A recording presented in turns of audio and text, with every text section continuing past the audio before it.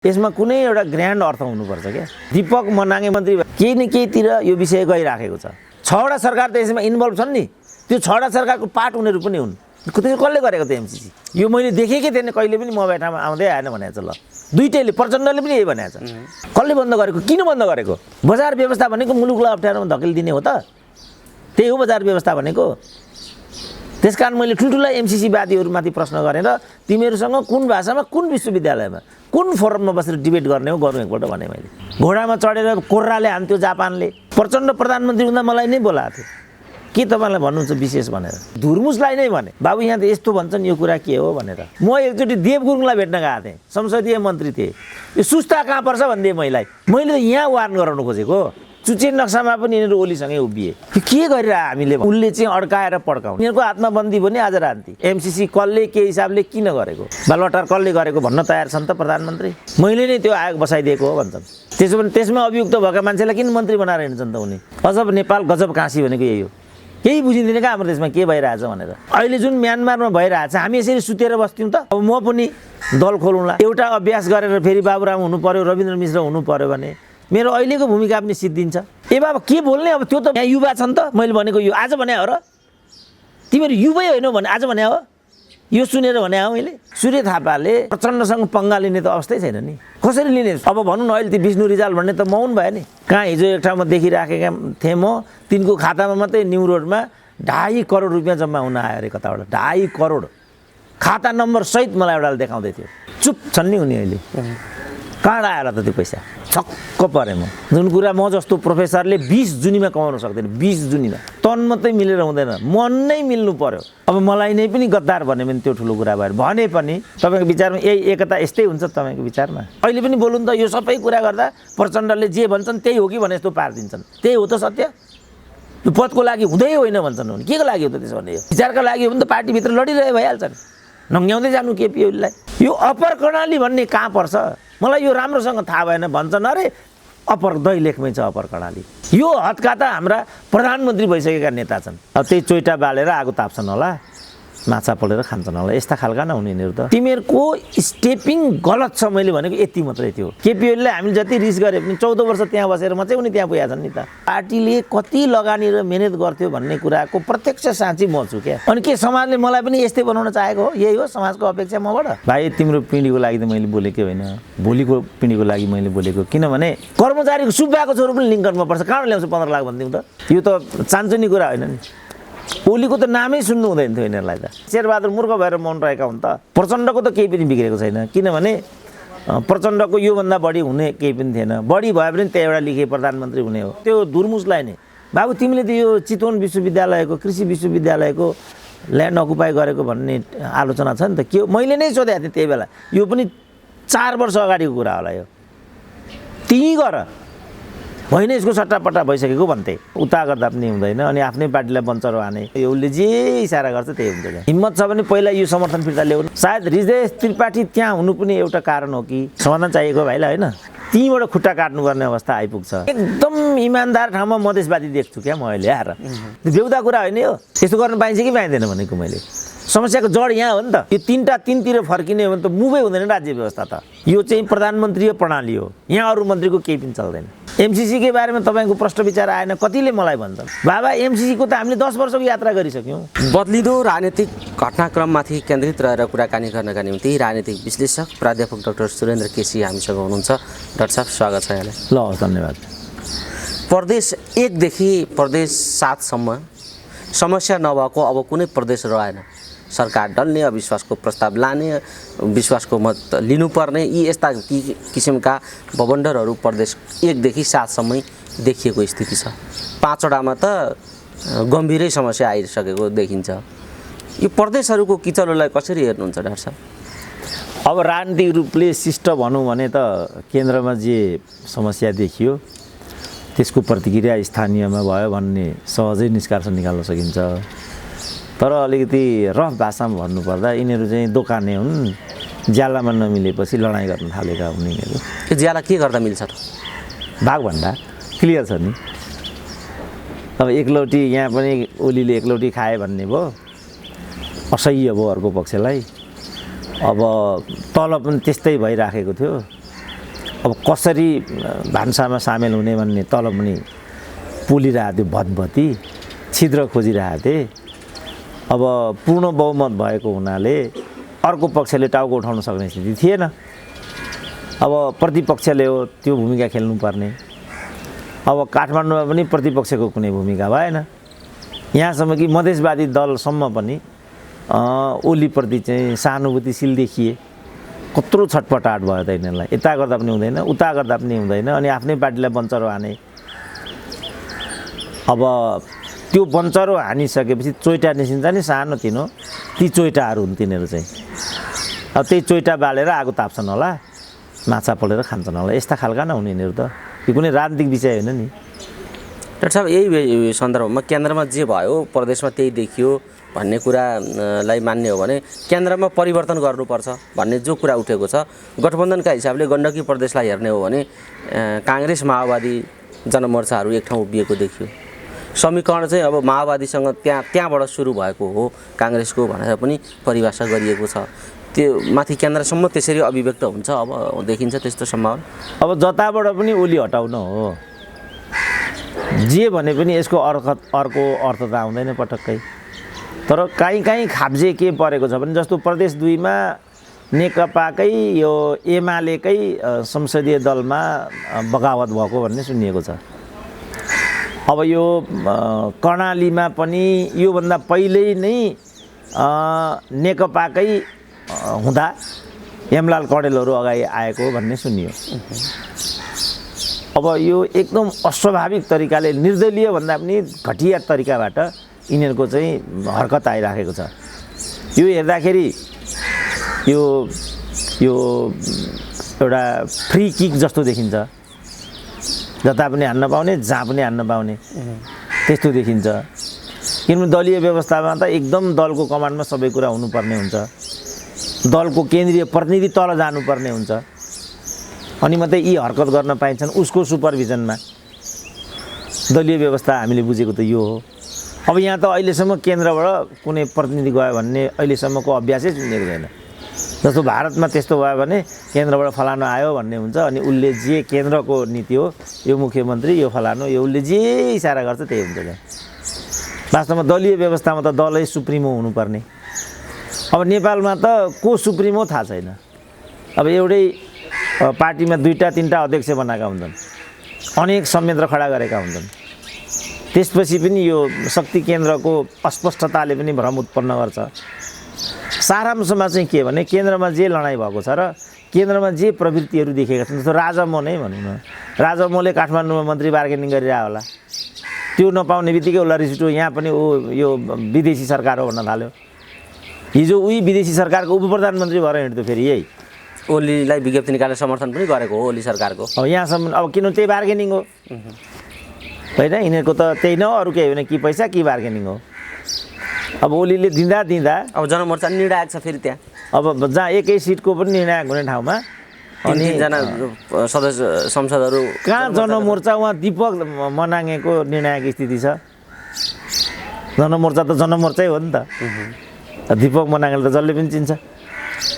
अब जसले पनि चिनेर के गर्नु, उता नेकपाबाट स्वतन्त्र ब्याकिङबाट चाहिँ सांसद बनिरहेको स्थिति छ। दीपक मनाङे मैले त गृहमन्त्रीको अनुमान गरेका थिएँ, अब मुख्यमन्त्री भयो भने तपाईँ अचम्म नमान्नु होला। त्यसपछि बल्ल चित्रबहादुर केसीहरूलाई सन्चो हुन्छ होला। यो हो नि त धन्दा त, रफमा भन्दा है। अब सुरुमै मैले भनिहालेँ, राजनीतिक रूपमा भन्नुपर्दा केन्द्रमा जुन किसिमको खटपट देखिएको छ, जुन किसिमको घात अन्तर्घात प्रतिघातका सम्भावनाहरू, किनभने अब भनिसक्यो नि त यो प्रभु शाह कि गुन्चैले अथवा यस्तै कसले यो खनालले नै भनेको छ, प्रोफेसर खनालले नै,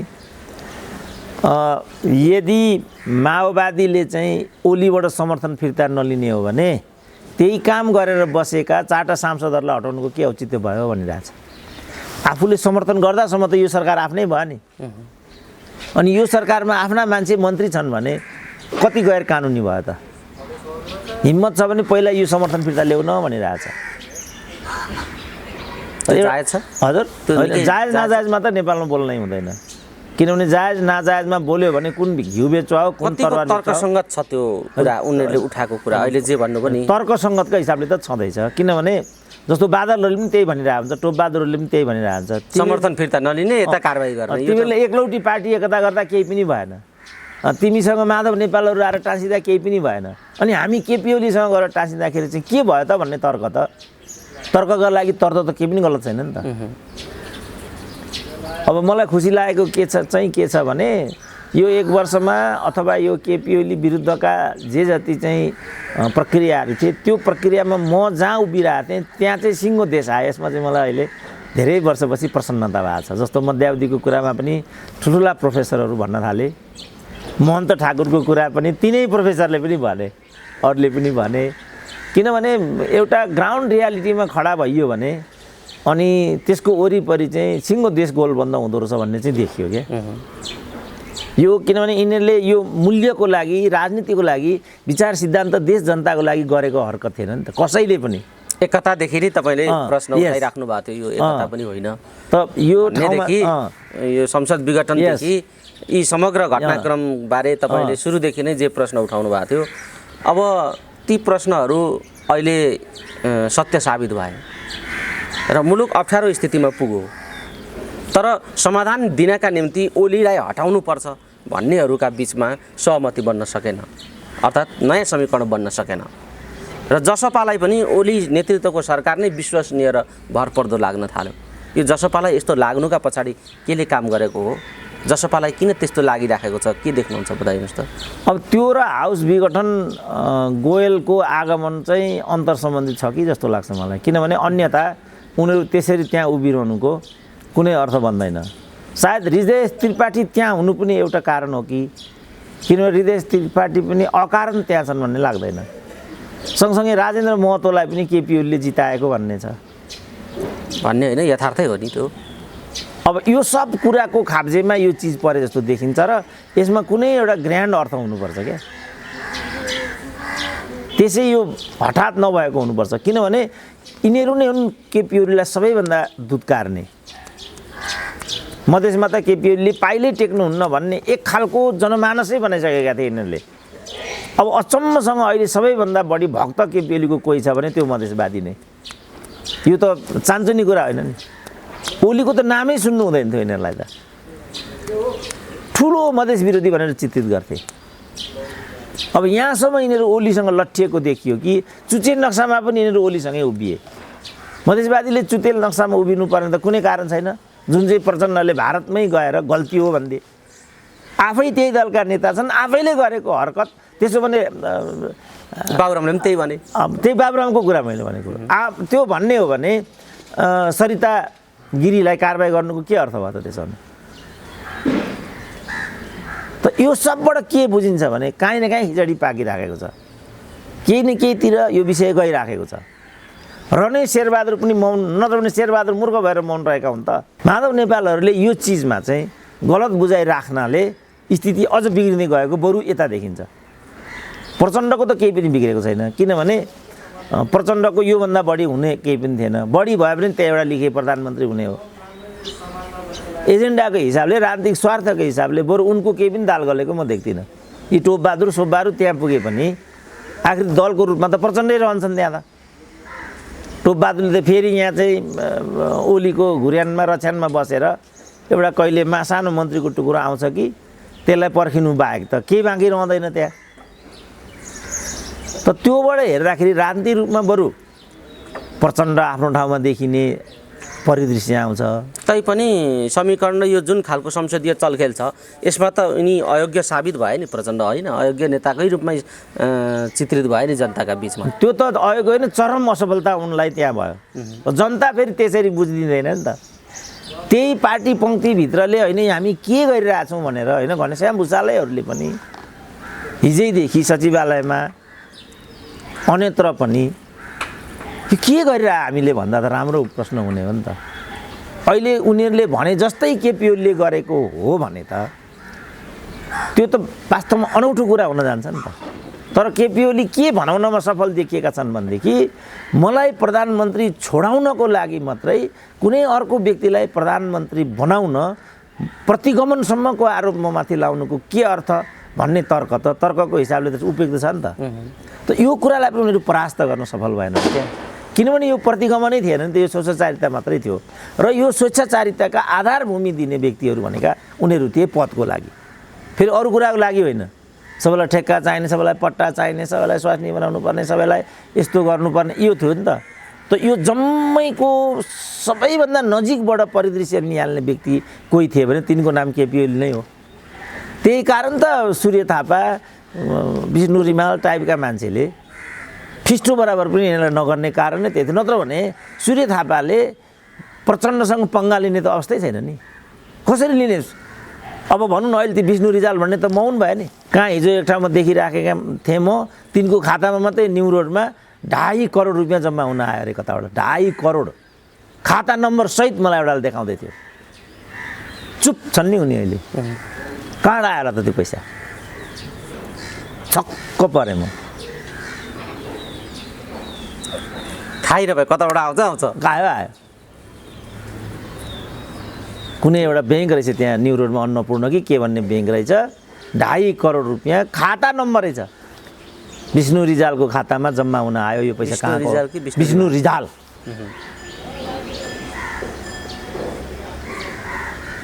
जुन कुरा म जस्तो प्रोफेसरले 20 जुनीमा कमाउन सक्दैन, 20 जुनीमा। अजब नेपाल गजब काँसी भनेको यही हो। केही बुझिँदैन क्या हाम्रो देशमा के भइरहेछ भनेर।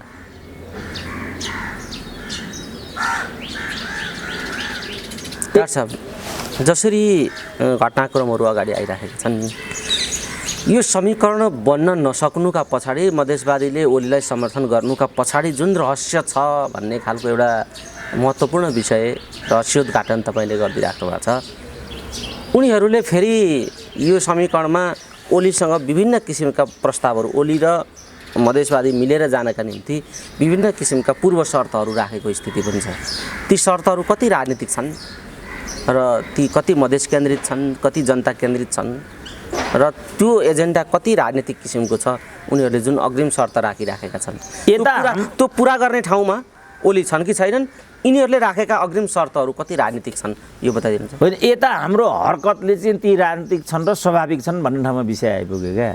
किनभने हिजो पनि हत्या हिंसा भयो, सबै कुराहरू भयो नि, प्रहरीले मार्ने कुरा त हो, त्यो काम त हिजो पनि भयो नि। त किन मारिएको थियो त तिनीहरूलाई? त्यसको औचित्य के हो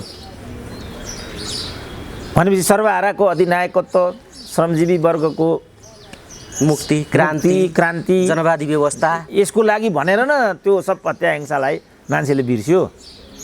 अब मधेस भए ठाउँमा आउँ, मधेसवादीहरूले चाहिँ के अपराध गरे जो माओवादीले गरेनन् त? अब तुलना त गर्ने भयो नि त, मान्छेले गरिराखेकै छन्। प्रचण्डले मार्दा प्रधानमन्त्री हुँदा हुने, हामीले 2-4 जना मान्छे मार्दाखेरि जेल जानुपर्ने थारू आदिवासी जनजातिले भनिराखेकै छन्। ढुङ्गेल चाहिँ हिरो भएर हिँड्दा हुने, अनि हाम्रो रेशम चौधरी चाहिँ किन भन्यो नि त, गङ्गामायाले न्याय नपाउँदा पनि हुने, 17,000 मान्छे मारिदा पनि हुने, बेपत्ता हुँदा हुने, अनि हामीले चाहिँ किन जेल बस्नुपर्ने भन्ने प्रश्न त आम रूपमा गरेकै छन्। यसको समाधान के हो त डाक्टर साहब? होइन, समाधान त समाज यतातिर गयो भने त भोलि पनि अब निरन्तर यस्ता घटना भइराख्ने, यिनै उदाहरण बनाउँदै घटना घटाइरहने खालको स्थिति त र उन्मुक्ति पाइरहने स्थिति त रहने भयो समाजमा। अब यो कोण यसको समाधान के हो? होइन, समाधान त राजनीतिलाई राजनीति रूपमा अपनाउनु पर्यो समाजले, समाधान चाहेको हो भने। तर मलाई समाजले समाधान चाहेको होला भने जस्तो लाग्दैन। समाज भन्नाले जुन यो नेतृत्व पङ्क्ति छ, उसले चाहिँ अड्काएर पड्काउने, यसलाई नै खेलोमेलो र धन्दा बनाउने, यहीँबाट स्वास्नी छोरी बुहारीलाई मालामाल गराउने, यो भन्ने देखिन्छ अहिलेको राजनीतिक समाजको उद्देश्य। यो देखिन्छ। समाधानै चाहेको हो भने त यसबाट मुक्त गराउनु पर्यो राजनीतिलाई।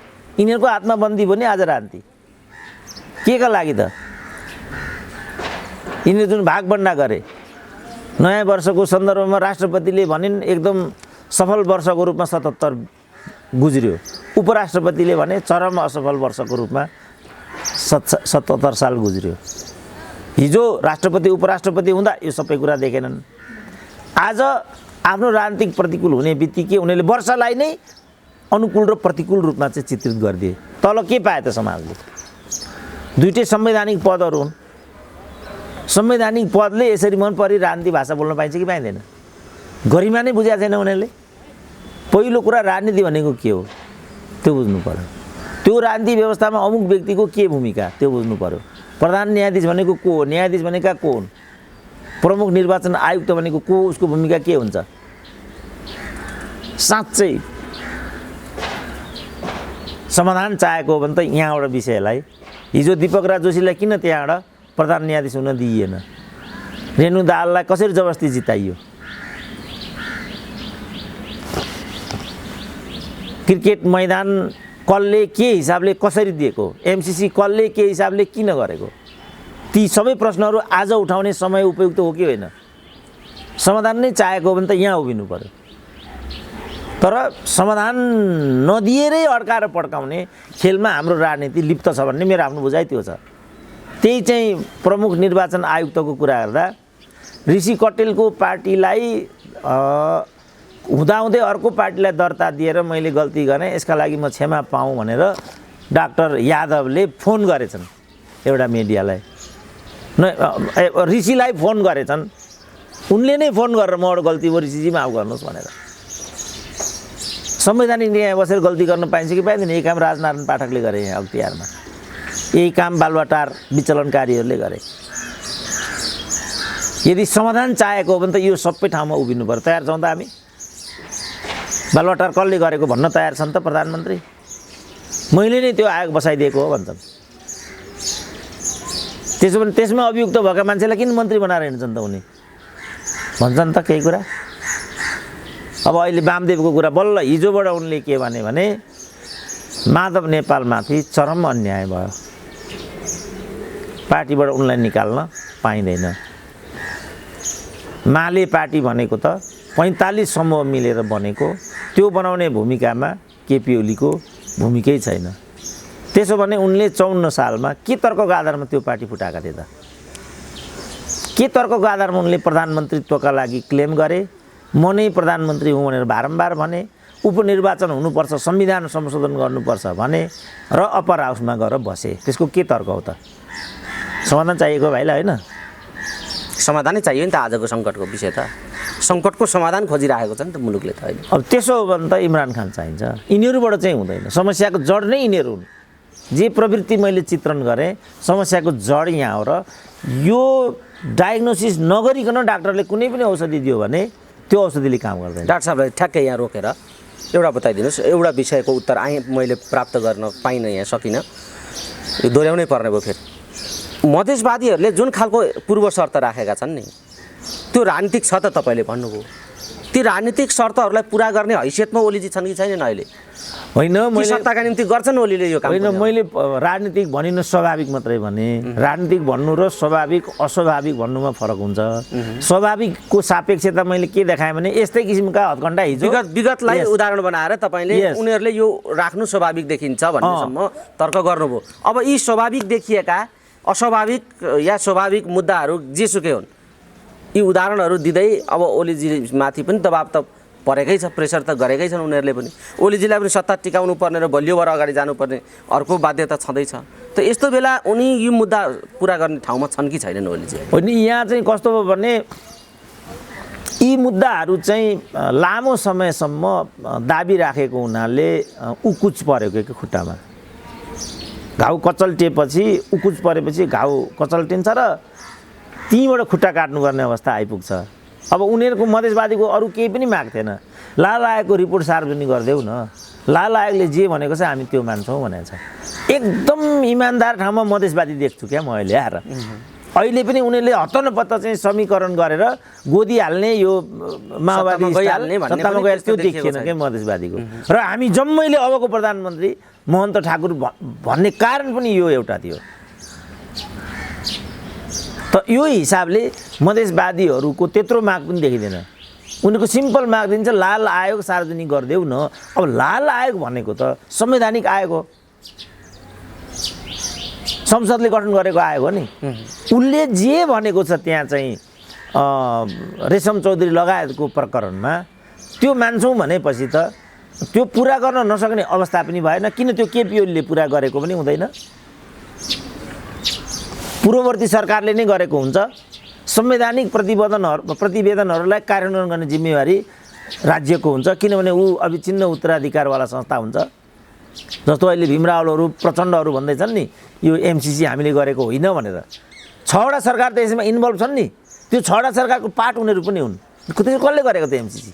होइन भनेका छैनन्, तर एमसिसी ठिक छैन भनेर चर्को कुरा चाहिँ बेला बेला मौसमी कुरा गरिराखेका छन्। होइन, पछिल्लो मैले के सुने भनेदेखि यो मैले देखेकै थिएन, कहिले पनि म बैठामा आउँदै आएन भनेको छ। ल दुइटैले, प्रचण्डले पनि यही भनेको छ, मेरो टेबलमा एमसिसीको फाइल कहिले पनि आएन भनेको छ। त्यसो भने यो पार्टी व्यवस्था हो कि होइन? उनी पार्टी अध्यक्ष हुँदा यो बाबुरामले गरेको कागज हो। यसको जिम्मेवारी प्रचण्डको बन्छ कि बन्दैन त? त्यो बेहुदा कुरा होइन यो। यहाँसम्म कि एमसिसीको मसौदा ड्राफ्ट गर्ने कर्मचारी युनिटको सेक्रेटरीले समेत यो पुनरावलोकन गर्नुपर्छ भनेको मैले आफ्नै कानले सुने। यस्तो गर्न पाइन्छ कि पाइँदैन भनेको मैले। समस्याको जड यहाँ हो नि त। र यी चाहिँ के हुन्, कर्मचारी पनि के हुन्, सरकारमा बसुन्जेलसम्म विदेशी दात्री निकायको स्वार्थमा काम गर्दै गर्दै गर्दै हिजो मैले एकजना उद्यमीसँग भेटेँ, उनले त्यही कुरा निकाल्दै थिए। मैले त अब ऋण काट्नुपर्ने भयो, कोभिडले यहाँ पुर्यायो उनले भने। केमा चाहिँ तपाईँलाई ऋणैको स्थिति आइपुग्यो त भन्दा उनले त छोराछोरीको पढाइदेखि थाले। छोराछोरी लिङ्कनमा पढ्छन्, 15 लाख फिस हुन्छ अरे वार्षिक त्यहाँ लिङ्कनमा। कर्मचारीको सुब्बाको छोरो पनि लिङ्कनमा पढ्छ, कहाँ ल्याउँछ 15 लाख भनिदिउँ त? एउटा उद्योगीलाई त्यस्तो सङ्कट परिरहेको। उनले मैले ऋणै लिएँ ब्याङ्कबाट भनिसक्यो उसले। म त यसो खर्च पानी केही गर्न लागि देशको यत्रो प्राडा गएको भनेको त म त ऋणमा डुबेँ भन्छ साउ त। यो अवस्था छ। खरदारले लिङ्कनमा युनिभर्सिटीमा ठुल्ठुलो गफ गर्ने प्राडाका छोराछोरी त्यहीँ पढ्छन्। जुन प्राडाले 37 वर्षमा 10 लाख कमाउनु सकेन, अनि वर्षको 15 लाख फी तिरेर कसरी छोराछोरी त्यहाँ पढाउँदो भन्नु त? त्यो प्राडाले यो जुन विरोधाभासपूर्ण हरकत हामीले गरेका छौँ नि, राजनीतिले यो चिजलाई चाहिँ छाडा छोड्नाले आजको दिन आएको नेपालमा। मेलम्चीमा गौरव गर्छन् नि मानिसहरूले। यो त 12 अरबमा 10 वर्ष अगाडि सम्पन्न हुनुपर्ने प्रोजेक्ट हो नि। अझ 20 वर्ष अगाडि, 22 वर्ष अगाडि पुरा भएको भए पनि अन्यथा नहुने। तर 31 अरब लागेर यसले 28 वर्षको समय लियो। यसको क्षतिपूर्ताल कसले गर्ने हो? राजनीतिले त हो त्यसको उत्तर पो खोज्छ त। कल कारखानाहरू बन्द भए, कसले बन्द गरेको? किन बन्द गरेको? राजनीतिले नै भन्दैछ कि बजार व्यवस्थामा जानुको विकल्प थिएन। बजार व्यवस्था भनेको मुलुकलाई अप्ठ्यारोमा धकेलिदिने हो त? त्यही हो बजार व्यवस्था भनेको। त्यसकारण मैले ठुल्ठुला एमसिसीवादीहरूमाथि प्रश्न गरेर तिमीहरूसँग कुन भाषामा, कुन विश्वविद्यालयमा, कुन फोरममा बसेर डिबेट गर्ने हो गरौँ एकपल्ट भने मैले। अब एमसिसीको यात्रा यति लामो तय गरिसके, अब आएर एमसिसीको प्रश्न उठाउनुको अर्थ के हुन्छ? त्यो पनि सत्ताधारी दलकै अथवा त्यो गर्ने सरकारकै दलका नेताहरूले यसको अर्थ बन्छ त? गरिसक्यो राज्यले। यी डबल स्ट्यान्डर्डमा खेलिराखेका छन्, यी द्वैध चरित्रमा छन् भन्ने कुरा त प्रचण्डको भूमिका, ओलीजीका भूमिका, अहिलेको समग्र सरकारकादेखि लिएर प्रतिपक्षका समग्र भूमिकाले यो देखाइराखेको छ। किनभने हामीले गरेको होइन फाइल थाहा छैन भन्छन्, एमसिसीको विरोधमा नारा लाग्दाखेरि चार्ज गरेर त्यहाँबाट प्रचण्ड भाग्छन् भनेपछि यो डबल चरित्रमा हाम्रो राजनीति घुमिराखेको छ भन्ने कुरा त देखिन्छ डाक्टर साहब। तर अहिले संसदमा पेश गर्नुपर्ने जुन एमसिसीको प्रावधान छ पास गर्नका निम्ति, त्यसलाई सभामुखले रोके र त्यो मात्रै नभएर कुनै पनि काम अघि बढ्न नदिने मनस्थितिमा सभामुख चाहिँ त्यहाँ उपयोग भइराखेका छन्, प्रयोग भइराखेका छन् माओवादी केन्द्रबाट भन्ने ओलीजीले पटक पटक आरोप लगाइराख्नु भएको सुनिन्छ। र सभामुखमाथि त्यस कुनै पनि संसदबाट हुनुपर्ने कुरा अगाडि बढ्न नदिने र हलो अड्काउने ठाउँमा सभामुख नै प्रयोग भइराखेका छन् भन्ने असन्तुष्टि उहाँको देखिएको छ।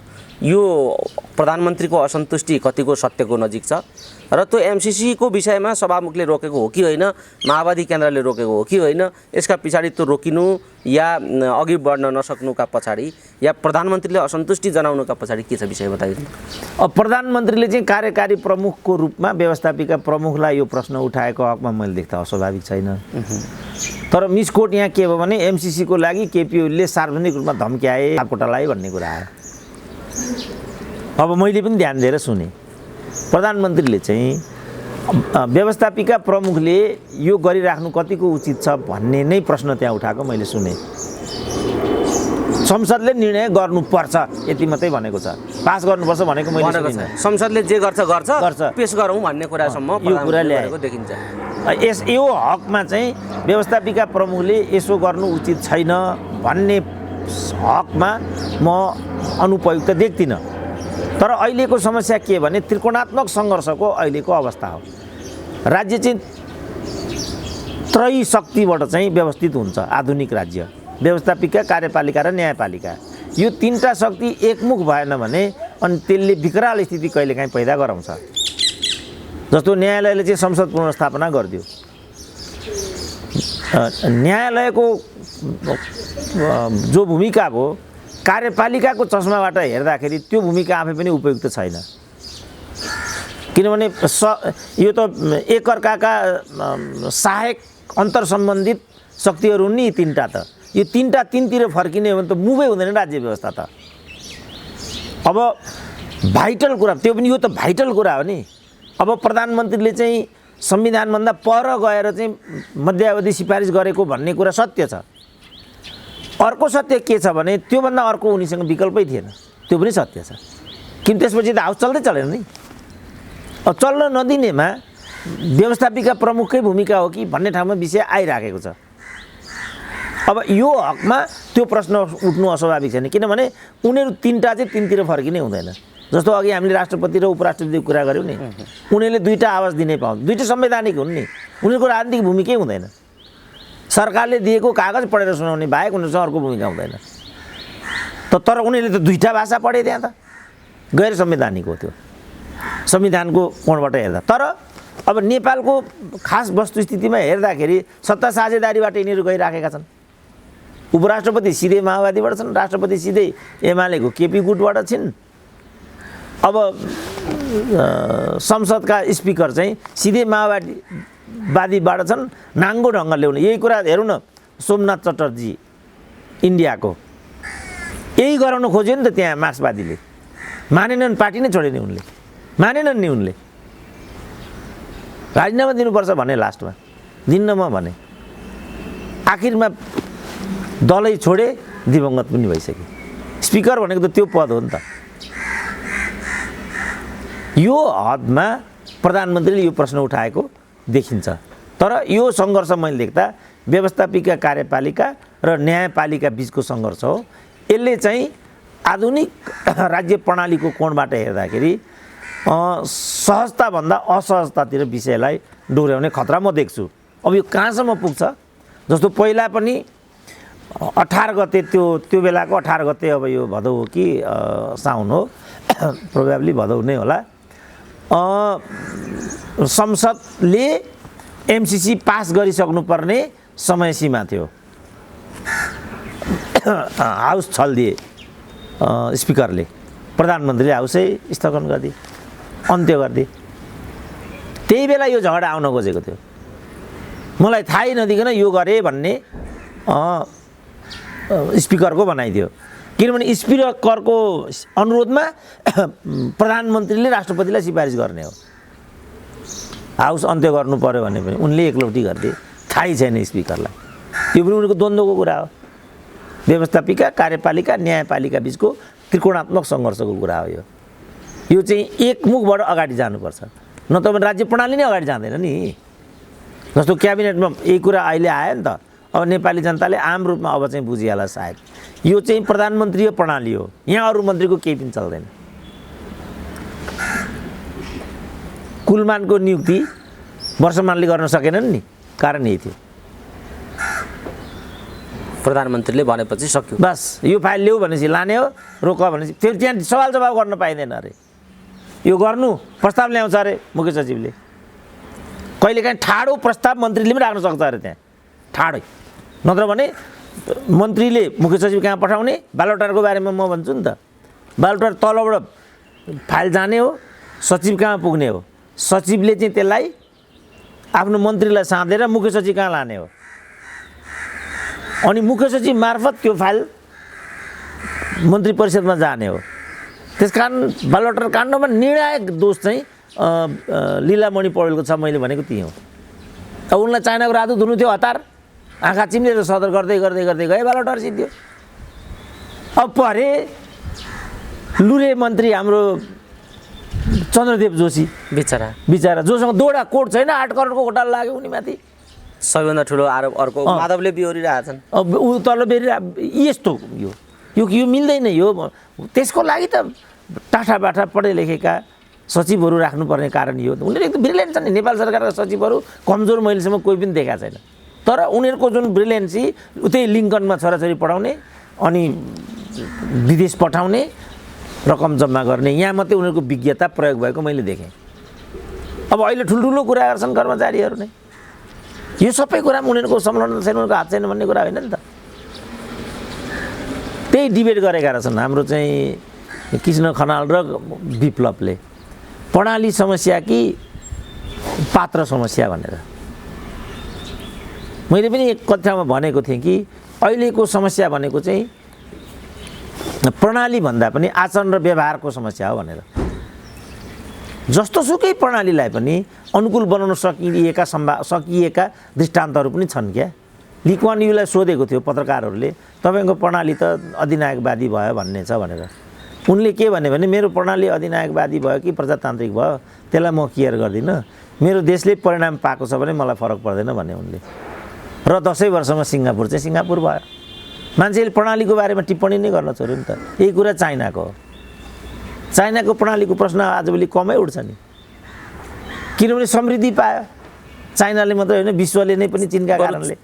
चीनदेखि बाहिरका अन्य देशका कम्युनिस्टहरू चाहिँ चीन पुँजीवादी संशोधनवादी बाटोमा गयो भन्छन्। तर चिनिया जनता र चिनिया अहिलेको प्रणालीलाई कुनै त्यसले फरक पारेको देखिँदैन। मैले त पुरै हेरेँ नि त। लासादेखि छेन्दु हुँदै साङ्घाईबाट बेजिङसम्म मैले ट्राभल गरेँ नि त। पुरै एउटा आधुनिक जीवन पद्धति छ र चिनिया जनताहरू आरामसँग रमेर त्यहाँ बसिरहेछन्। हामीले लोकतान्त्रिक अधिकार पायौँ कि पाएनौँ भन्ने कुरा उनीहरूको लागि त्यति डिबेटको विषय छैन। किनभने उनीहरूको चाह के थियो भने विश्वसँग प्रतिस्पर्धा गरेर हामी चिनिया, किनभने चाइनाले त कहिल्यै पनि आफूलाई नम्बर 2 ठान्ने मुलुक होइन नि चाइना।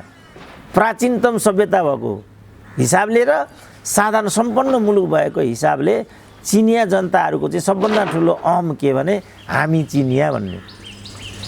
बीचको शासन प्रणालीले उनीहरूको त्यो हामी भन्ने मर्म चाहिँ, किनभने 8वटा विदेशी मुलुकहरूले लुट्थे चाइनालाई, घोडामा चढेर कोर्राले हान्थ्यो जापानले। चिनिया जनताको लागि त्यो असह्य थियो नि। अब अहिले त्यो ठाउँबाट चीन चाहिँ उन्मुक्त भएको हाँसो चिनिया जनताको मुहारमा मैले देखेँ। त्यसकारण उनीहरू अब लोकतन्त्र गैर लोकतन्त्रमा छैनन्। उनीहरू हाम्रो विश्वमा प्रभुत्व कुन रूपमा रहन्छ त्यो कुरालाई मात्रै उनीहरूले लक्ष्य गरेर हिँडिराखेका छन्। अब हामीले पनि लक्ष्य किटान गर्नुपर्यो। हाम्रो लक्ष्य के हो त? हामी के को लागि यो सब गरिरहेको? यो जुन राजनीति भन्ने विषय हो यो के को लागि गरिरहेको हामीले? यहाँ विषय केन्द्रित नहुँदा छौँ। जस्तो मधेसकै कुरा पनि आयो। मधेसका दलहरूले के को लागि यो गरेको? जस्तो बाबुराम माओवादीबाट मधेसवादी भए। किन भएका मधेसवादी? मधेसी जनतालाई उठाउनु भएका हुन्? यही हो कुरो। यो जबसम्म बुझिँदैन तबसम्म केही पनि बुझिँदैन। जस्तो मैले नै यो बिचमा जे डिबेटहरू गरेँ यो मध्यावधि लगायतका प्रकरणहरूमा मैलाई केपी ओलीसँग लगेर जोडे नि मान्छेले। अब अहिले समयले के सिद्ध गर्यो भने वास्तवमा त्यो केपी ओलीको रहने अथवा नरहने कुरासँग सम्बन्धित विषयवस्तु नै थिएन।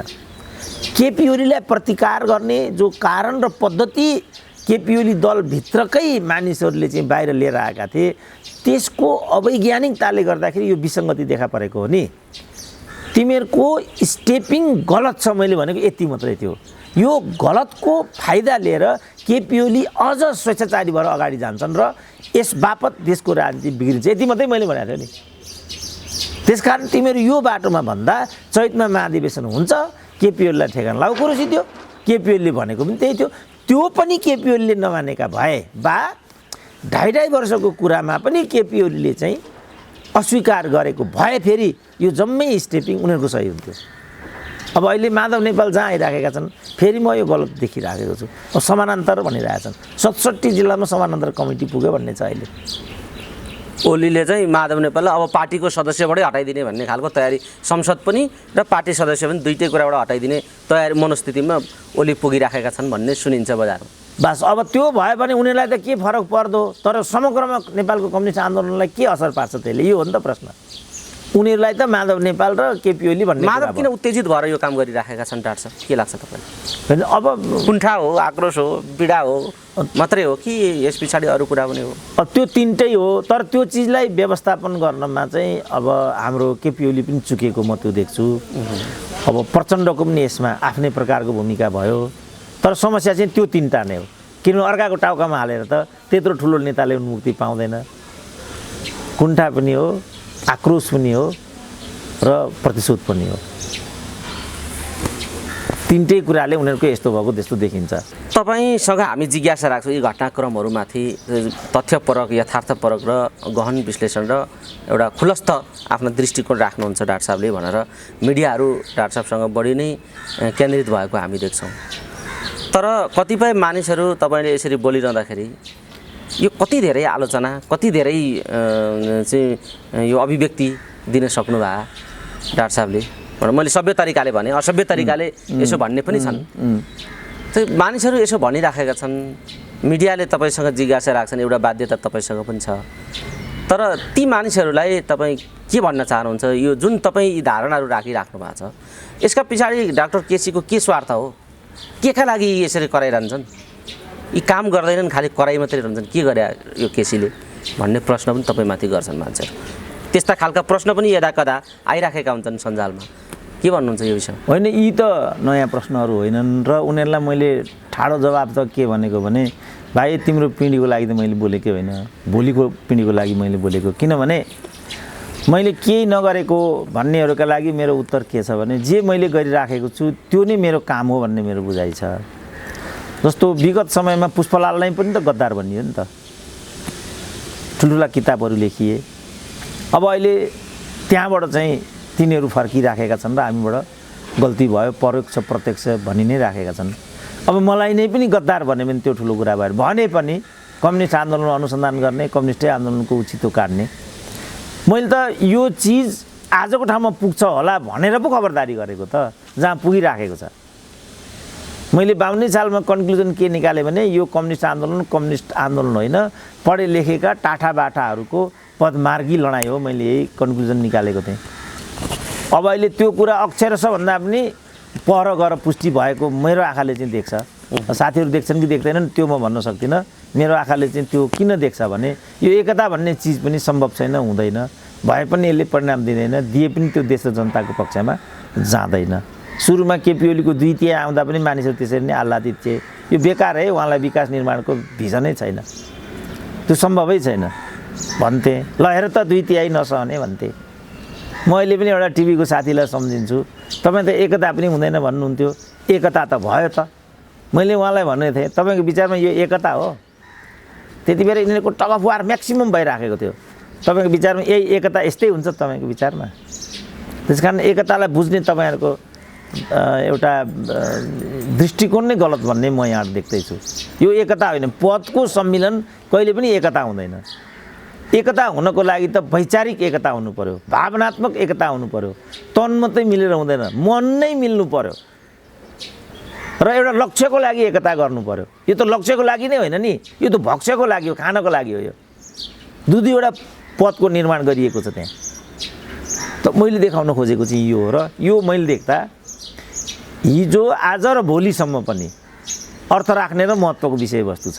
अब कोही बुझ्दैन भने म त प्रयास गरिरहन्छु बुझाउनको लागि, तर मैले प्रष्ट भनेको छु यो यस लक्ष्यको लागि छ र भोलिको लागि छ। मण्डेलाको उक्ति पनि मैले कति ठाउँमा भने, म हार्दिनँ तर सिक्छु, हार्दिनँ तर सिक्छु। हार्ने बित्तिकै म यो केपी ओलीले मैले बस्न पाएन भने यही कुर्सी भाँचे भन्थे नि यिनीहरू नै, भाँच्छु भने भन्थे नि यिनीहरू नै। यहाँको मनसा चाहिँ त्यस्तो देखिन्छ, आफू हुनुपर्छ, आफू नभए केही पनि हुनुहुँदैन भन्ने यहाँका मान्छेको बुझाइ छ। आमभन्दा आम मान्छेको कतिले मलाई भन्थे एउटा न एउटा पदमा जानु पर्यो, तपाईँ पदमा जानुभयो भने हाम्रो पनि अलिकति भाग्य खुल्छ कि। कति ती साथी पनि मबाट फ्रस्ट्रेट भएका होलान्, कतिलाई मैले मन दुखाएँ होला, कहीँ मैले भाँती पुर्याइनँ होला, तर मेरो निष्ठामा र मेरो गन्तव्यमा चाहिँ कसैले पनि शङ्का नगरे हुन्छ। यो भोलिमुखी छ, यो भोलिका पिँढीका लागि छ, यो सामग्री आधारित छ र यो सत्य आधारित छ। यहाँ केही पनि एक्जाजरेसन छैन। एमसीसी के बारेमा तपाईँको प्रश्न विचार आएन, कतिले मलाई भन्छन् बाबा एमसीसी को त हामीले 10 वर्षको यात्रा गरिसक्यौँ। 10 वर्ष एमसीसीकै नाममा विघ्नस्त भइसक्यो। अब हामीले अरबौं खरबौंको क्षति भइसक्यो। अरुण 3 मा हामीले यही गर्यौँ होइन त, सिकेको नि हामीले त। अरुण 3 मा भन्थे, अब महाकालीमा सिकेको हो नि त हामीले त। प्रचण्ड प्रधानमन्त्री हुँदा मलाई नै बोलाएको थियो, के तपाईँलाई भन्नुहुन्छ विशेष भनेर। मैले अरू केही होइन कमरेड, हरेक प्रधानमन्त्री यहाँबाट बाहिर जान्छन् इन्डिया, एउटा न एउटा विवादास्पद गरेर आउँछन्, तपाईँ यो नगरी आउनु होला भने 9 मुरी दिएर आउनुभयो। त यसपछि हामीलाई के लाग्दै गयो भने नेताहरू त यो सबै बिक्री बट्टा गर्नेमा कमिटेड छन् कि क्या भन्ने हामीलाई लाग्दै गयो। त्यहाँबाट हामीले सिकेको नि। अब यो मलाई यो चितवनको क्रिकेट मैदानको बारेमा पनि बोलिदिनु पर्यो, ठाउँ ठाउँबाट बनाउँछ। ए बाबा के बोल्ने, अब त्यो त फेरि त्यो पनि 10 वर्ष अगाडि बढिसक्यो, 40-42 करोड खर्च भइसक्यो। म आफै त्यहाँ गएर यो प्रश्न त मैले त्यही बेला गरेको थिएँ त्यो धुर्मुसलाई नै, बाबु तिमीले त यो चितवन विश्वविद्यालयको कृषि विश्वविद्यालयको ल्यान्ड अकुपाई गरेको भन्ने आलोचना छ नि त, के मैले नै सोधेको थिएँ त्यही बेला। यो पनि 4 वर्ष अगाडिको कुरा होला यो, त्यहीँ गर होइन यसको सट्टापट्टा भइसकेको भन्थे। अब मिलायो होला भन्ने भ्रम भयो। अब के हो त, अब त्यो केही त आधार होला त्यहाँ भन्नेको। त्यहाँ मलाई चुस्लुको त्यहीँका मान्छेले भनेको थियो यो त कृषि विश्वविद्यालयको जमिन हो, यिनीहरूले अकुपाई गरेको, डाक्टर साहब यो पनि उठाइदिनु पर्यो, त्यही बेला भनेको थिएँ। अनि मैले धुर्मुसलाई नै भने बाबु यहाँ त यस्तो भन्छन्, यो कुरा के हो भनेर। अब अहिले आएर अब त्यसको मुद्दा पनि चलिरहेको छ भन्ने छ अहिले।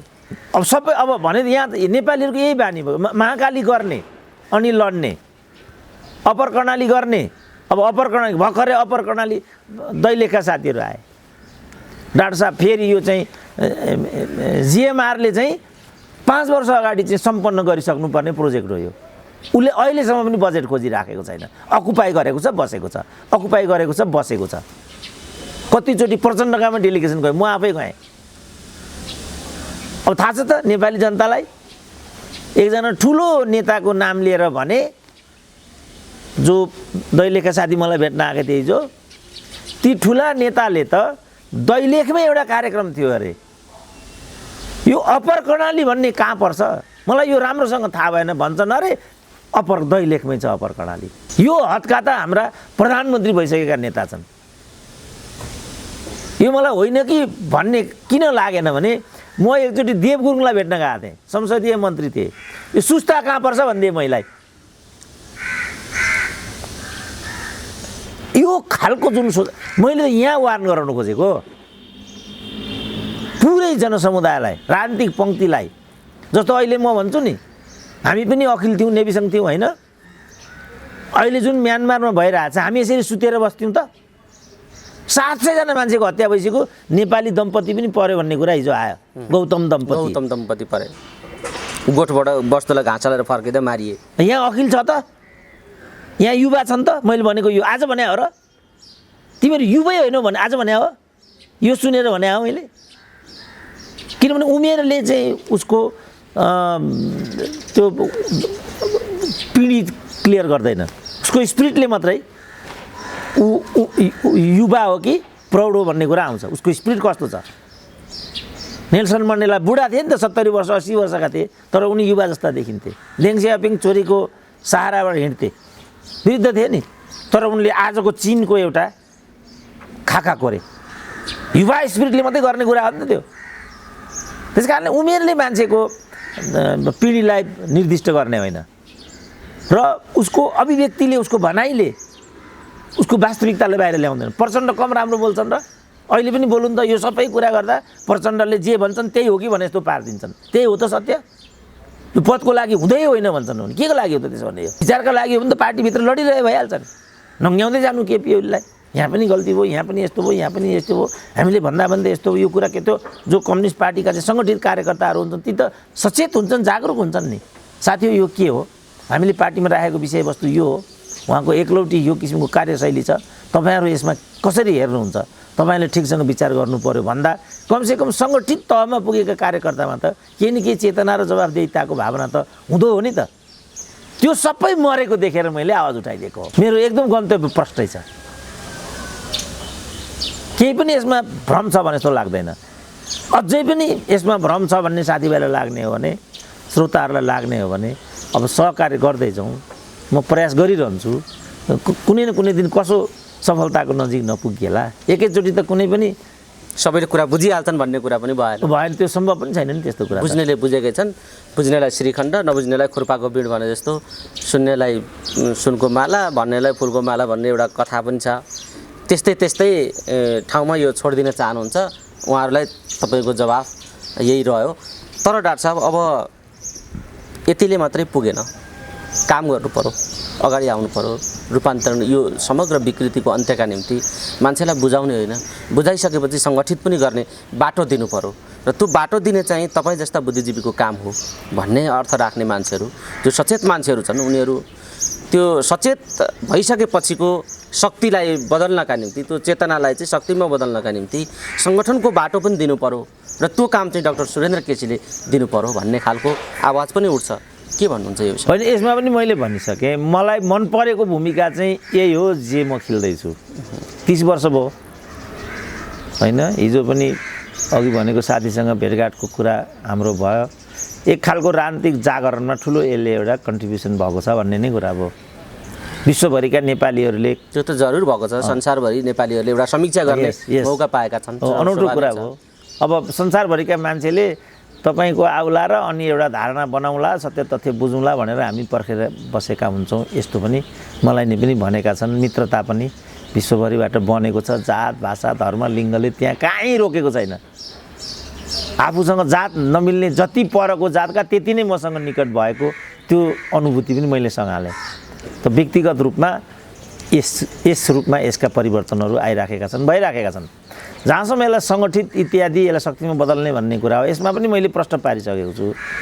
त्यसो पनि ठिकै छ नि त, विश्वभरिका 10,000 नेपालीहरू फर्केर आउन त, अथवा यहीँबाट पनि 10,000 नेपाली उठौँ, एउटा शक्ति निर्माण गरौँ। होइन भने त अनेकौँ हामीले परीक्षण हेरिसक्यौँ त। बाबुरामले 5-7 वटा परीक्षण गरे, रविन्द्र मिश्रहरू नै परीक्षणमा छन्, वामदेवले नै पार्टी फुटाएर हेरे, रापरपै 3 टुक्रा भयो, मधेसवादी नै 9 टुक्रा भए। के भयो त? प्रयास त गइराखेको छ नि त। त्यसकारण अहिलेको जुन नेपाली समाज छ, त्यो समाजमा जे भूमिका मैले खेलिरहेको छु, यस्तो खालको भूमिका अझै पनि प्रयुक्त देख्छु क्या म। नयराज पन्तले एक ठाउँमा भनेका थिए, इतिहास संशोधन मण्डलका प्रणेता हुनुहुने, 1997 सालमा नै संशोधनको सोच आएको थियो अरे क्या उनमा। त्यसलाई लिएर एउटा लेख छपाउन उनले खोजे अरे, त्यो प्रकाशित भएन अरे। त्यसपछि उनलाई के लाग्यो अरे भने अहिले त्यसो गर्ने बेला भएको रहेनछ भन्ने लाग्यो अरे। इतिहासका पानामा प्रशस्त त्रुटिहरू देखे उनले, प्रशस्त कमी कमजोरीहरू देखे। तर त्यसलाई शुद्धिकरणतिर लैजानुपर्छ भन्नेतर्फ बौद्धिक वर्ग तत्पर नभएपछि को उनको निष्कर्ष के भयो भने अहिले संशोधनको समय आएको रहेनछ। त्यसपछि मैले अर्को 10 वर्ष पर्खेँ र 2007 को दशकबाट यो काम थालेँ भनेको छ उनले। र इतिहासलाई शुद्धिकरण गर्ने, प्रामाणिक इतिहास लेख्ने, नेपालीले नै लेख्ने, नेपाली उपकरण प्रयोग गरेर लेख्ने भन्ने उनको लक्ष्य थियो। तर समाजले त्यसलाई पनि मानेन। 10 वर्षदेखि उनले प्रयास गरे, 10 वर्षसम्म उनले प्रयास गरे, आखिरमा उनी असफल जस्तो भए र त्यही अवस्थामा उनी दिवंगत भए। अब म पनि दल खोलौँला, एउटा अभ्यास गरेर फेरि बाबुराम हुनु पर्यो, रविन्द्र मिश्र हुनु पर्यो भने मेरो अहिलेको भूमिका पनि सिद्धिन्छ। त्यो भूमिका पनि मैले ठिकसँग खेल्न पाउँदिनँ भने यो कतिको सुझबुझपूर्ण कदम हुन्छ त यो। मैले सुविचारित आफूलाई यहाँ उभिएको हो।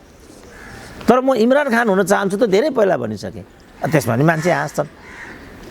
जब यसमा गम्भीरता तिमीहरू देख्छौ, त्यसपछि मेरो आह्वानले चाहिँ एउटा, इमरान खानले पनि 21 वर्ष खर्च गरे, त्यसपछि इमरान खान भयो। यदि यो जागरण आएको हो भने एउटा आह्वानले पनि 10,000 मान्छेको जमघट हुन सक्नुपर्छ।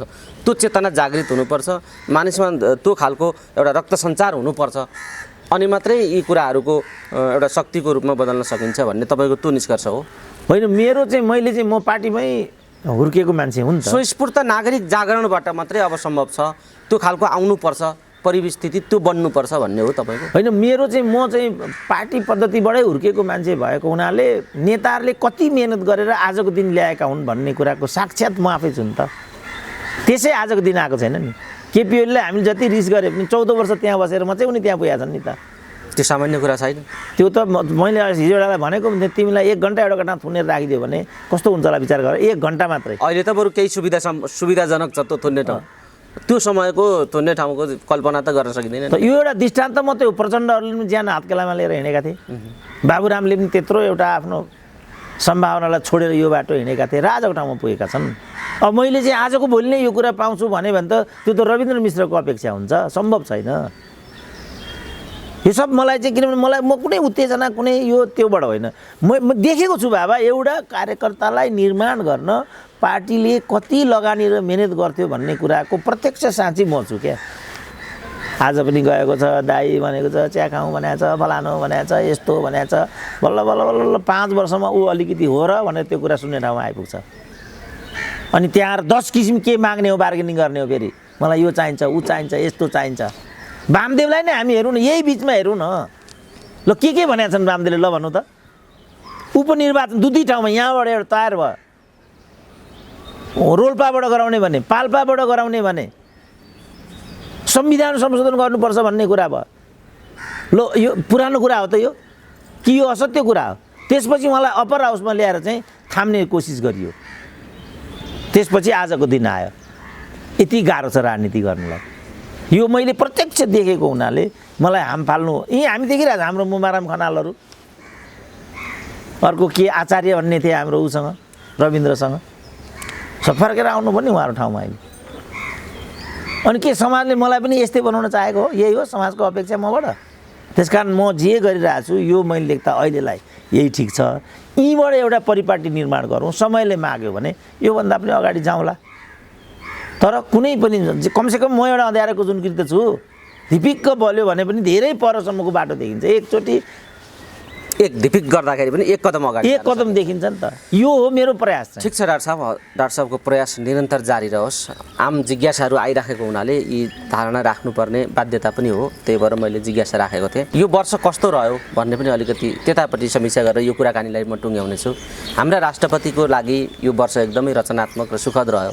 उपराष्ट्रपतिका लागि यो उपलब्धिहीन भयो। दुई अर्थी कुरा आए, संवैधानिक निकायबाट 2 अर्थी कुरा आए। अब कस्तो रह्यो भन्ने कुराको समीक्षा गर्ने ठाउँमा जनता 2 भागमा विभाजित भएको स्थिति भयो। डाक्टर साहबको चाहिँ कस्तो रह्यो यो वर्ष र समग्र वर्ष जनताका लागि कस्तो रह्यो? तपाईँले यो गत वर्ष 77 साल कस्तो रह्यो? जनताका लागि चाहिँ त्रासद रह्यो, किनभने गएको वर्ष चैत्र 11 गतेबाट लकडाउन सुरु भएको, आज हामी नयाँ वर्ष वैशाख 3 मा छौँ। यो अहिले पनि कोभिड सिद्धिरहेको छैन, यसको आतङ्क दोस्रो चरणमा प्रवेश गरेको भन्ने छ र सरकारले नै अस्पतालहरू खाली राख्नु भनिसक्यो, स्कुलहरू बन्द हुन थाले, यो बालबालिकामा पुग्यो भन्ने छ, समुदायमा पनि पुग्यो भन्ने छ। यसको त्रासद जुन मनस्थिति हो जनताको हिसाबले चाहिँ यसरी नै बित्यो। अब यसको आर्थिक राजनीतिक सामाजिक असरहरू आफ्नो ठाउँमा छन्। धेरै वर्षपछि हाम्रो देशको अर्थतन्त्र चाहिँ ऋणात्मक भइराखेको छ, खतरनाक आर्थिक सूचकाङ्कहरू छन्, हामी त्रासदीमा छौँ।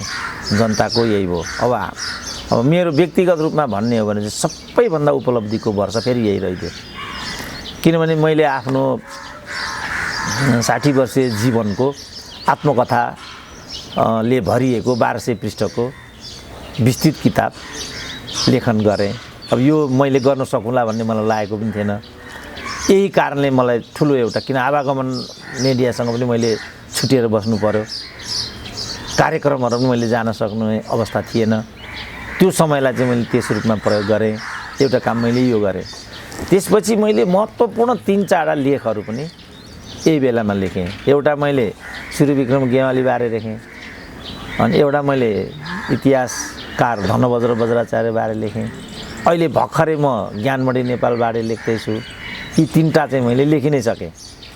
चौथो आर्टिकल मलाई फेरि त्रिभुवन विश्वविद्यालय सिनाथले चाहिँ नेपाल स्थापना 250 वर्ष पुगेको उपलक्ष्यमा एउटा विस्तृत ग्रन्थ तयार पार्दै रहेछ र त्यसमा देशका 25 जना लब्ध प्रतिष्ठित व्यक्तित्वहरू, बौद्धिक व्यक्तित्वहरूलाई सामेल गराएकोमा खै के भएर मेरो पनि एउटा नाम त्यहाँ परेको रहेछ र त्यसका लागि एउटा लेखनको सामग्री जुटाउने र त्यसको चाहिँ एउटा शब्दचित्र बनाउने यो काममा समेत म लागि रहेको। अब यो हिसाबले मेरो चाहिँ एउटा बौद्धिकको यति बौद्धिकतापूर्ण उपलब्धि मैले देख्दा उल्लेखनीय हुन्छन् र यो वर्ष मेरो लागि चाहिँ उल्लेखनीय वर्षको रूपमा व्यतीत भयो। कोभिडको आतंक त मेरो मनमा पनि छँदै थियो। अब सौभाग्य अहिलेसम्म चाहिँ त्यसको प्रकोपबाट पनि बचिएको छ र मैले चाहिँ फलोअपमा राजीव गान्धी क्यान्सर इन्स्टिच्युटमा जानुपर्ने थियो। त्यहाँ चाहिँ मैले जान सकिनँ र त्यसको भित्रभित्र केही असर परेको भए त्यसको असर चाहिँ भोलि मात्रै देखिनेछ। तर वर्ष 77 मेरो लागि चाहिँ उपलब्धिपूर्ण बौद्धिकतापूर्ण र उल्लेखनीय बौद्धिक वर्षको रूपमा मैले गुजारेँ यो वर्ष चाहिँ। 78 साल पनि यहाँको त्यस्तै रचनात्मक बनोस्, समग्र देशवासीहरूका लागि नै रचनात्मक बनोस् भन्ने कामना साथ डाक्टर साहबलाई पनि नयाँ वर्षको धेरै धेरै शुभकामना भन्दै आजको कुराकानी म यहाँ अन्त्य गर्छु। डाक्टर साहब लस सम्पूर्ण नेपालीहरूमा नयाँ वर्ष 2078 को पुनः एकपल्ट कामना गर्न चाहन्छु। नआत्तियौँ, सचेत बनौँ, कोभिडलाई पराजित गरौँ, भविष्य उज्जवल छ।